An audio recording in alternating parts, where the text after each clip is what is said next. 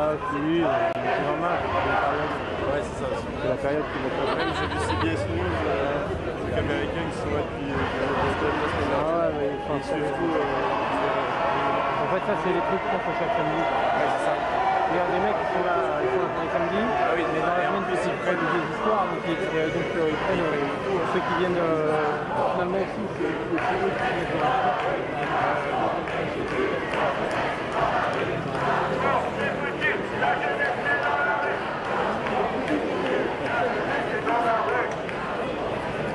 Qu'est-ce que Guy, là, il dit qu'il est vert, ça.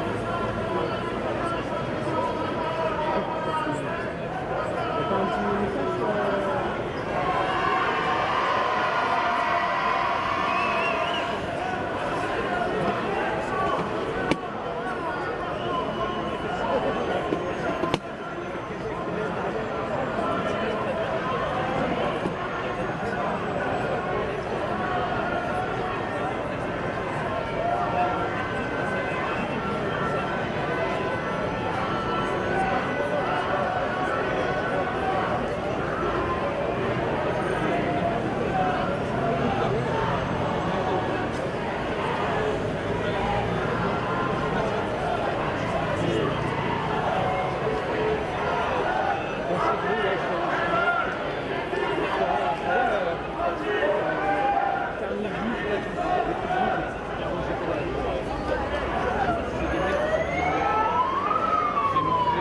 a Brexit deal, or indeed for any deal that would make us poorer, that would undermine our living standards, that would undermine our environmental protections.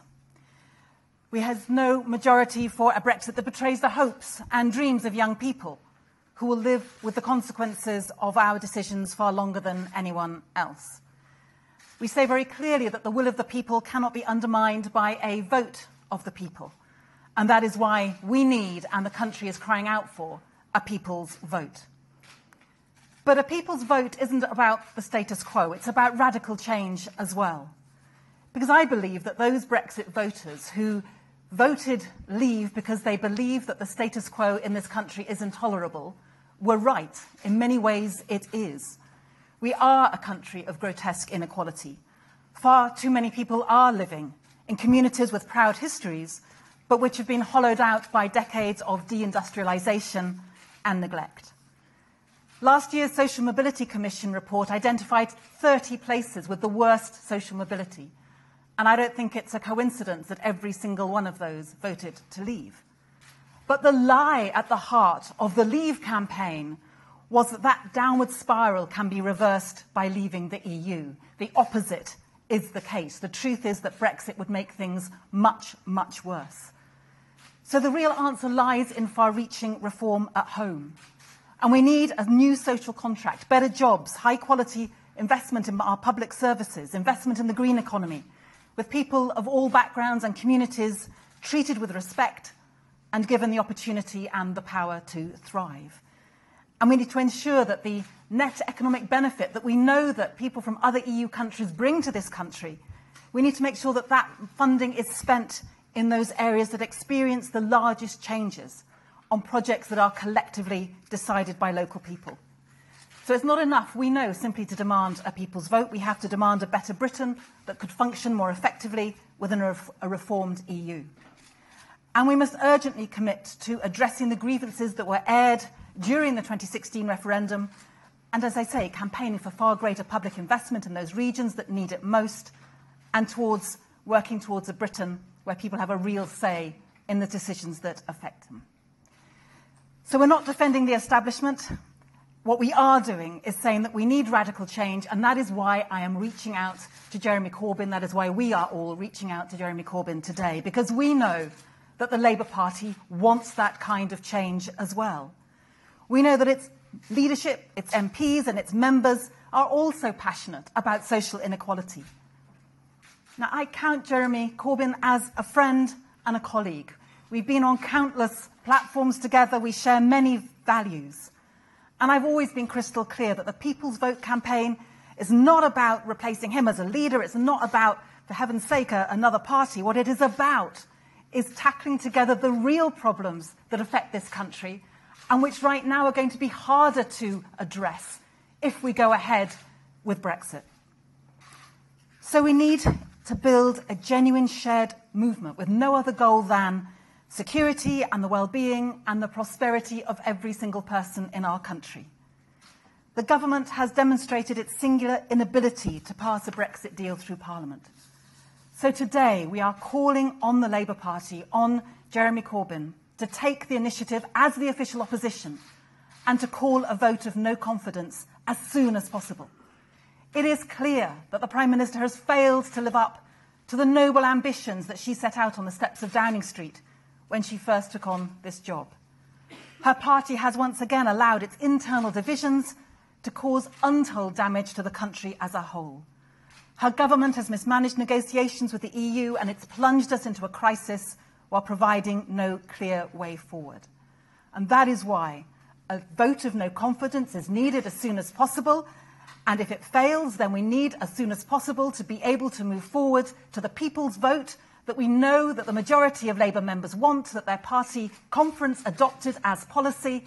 That is why this is urgent, and that is why we are calling on Jeremy Corbyn to support and to put down that vote of no confidence as soon as possible.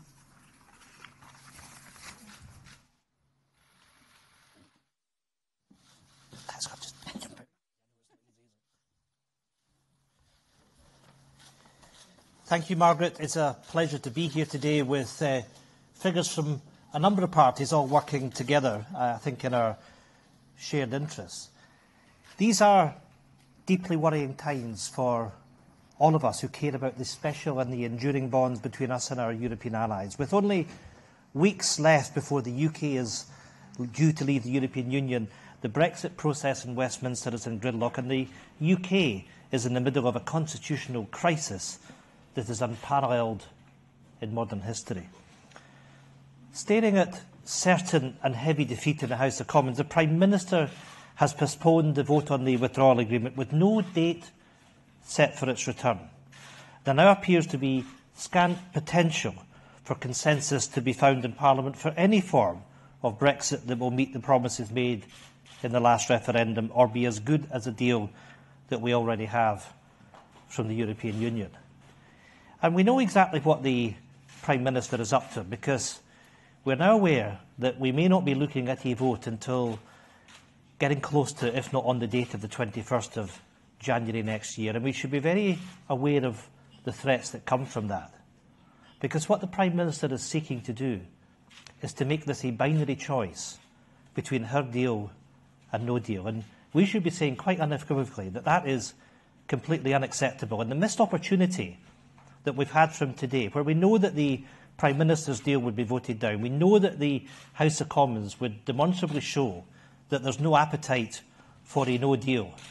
And the fact that we don't have that opportunity that we should have had to move on to a discussion on a people's vote is something which is completely unacceptable. And that's where the position of leadership comes in. I respectfully say, and I would echo what Caroline has said, our message to Jeremy Corbyn is all of us have to work together to move that motion of no confidence. And I appeal to Jeremy to do that. But all of us working together have got to accept our responsibilities. And if Jeremy can't put himself in that position, then we as the leaders of the other opposition parties must rise to that challenge. And we must lay down that motion of no confidence in the Prime Minister. But let's come back to where we are. Consulting people across the UK through a people's vote is a process that cannot and should not be unduly rushed, but we have to move on to that as soon as possible. Today we are calling on European leaders to allow for an extension of the Article 50 timetable, to allow